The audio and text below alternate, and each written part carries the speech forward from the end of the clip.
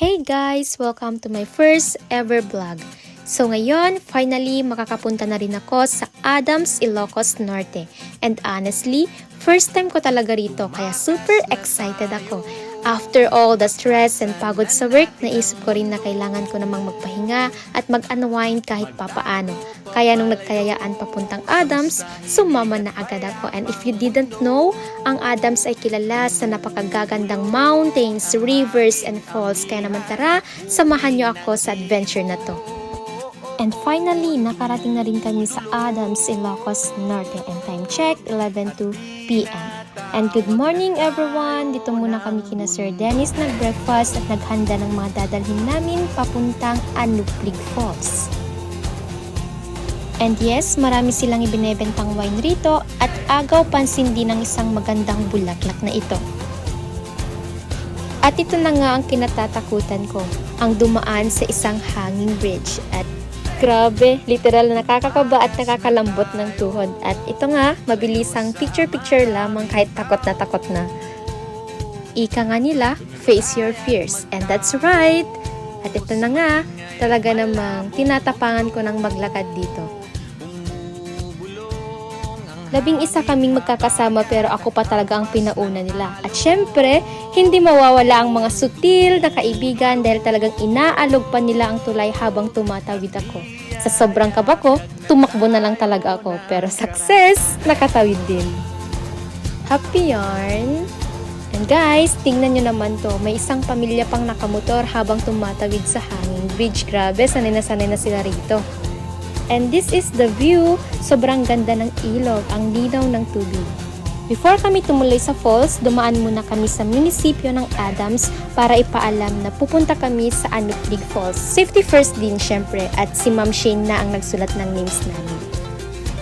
And finally, ready na kami. Prepared na ang foods at mga gamit namin papuntang Anuplig Falls. Umaambon pa ng konti, kaya nilagay muna namin sa supot ang mga dala namin para safe at hindi mabasa. Kung mapapansin ninyo, ako ang nasa hulihan ng grupo. Oo, pinush ko talaga mag-vlog kahit medyo nahihiya ako kasi sayang kung hindi ko ma-share sa inyo tong ganda ng lugar na to. At tong lalaking nasa harap ko ngayon, naglalakad habang bitbit yung mga foods namin. Siya rin yung taong nagpapasaya sa akin sa simpleng moments. Hindi man niya alam pero ang cute niyang tingnan from behind habang busy maging taga-bitbit ng cravings namin. Boyfriend ko yan, ha? Hindi pala biro ang papunta rito guys. Paakyat kami ng bundok at medyo malayo rin ang lalakarin kaya talagang nakakapagod. Pero habang naglalakad, sobrang worth it naman dahil ang ganda ng paligid. Puro nature at fresh air. Sa bandang ito, siya naman ang nag-video sa akin. So hello guys! Welcome to my vlog!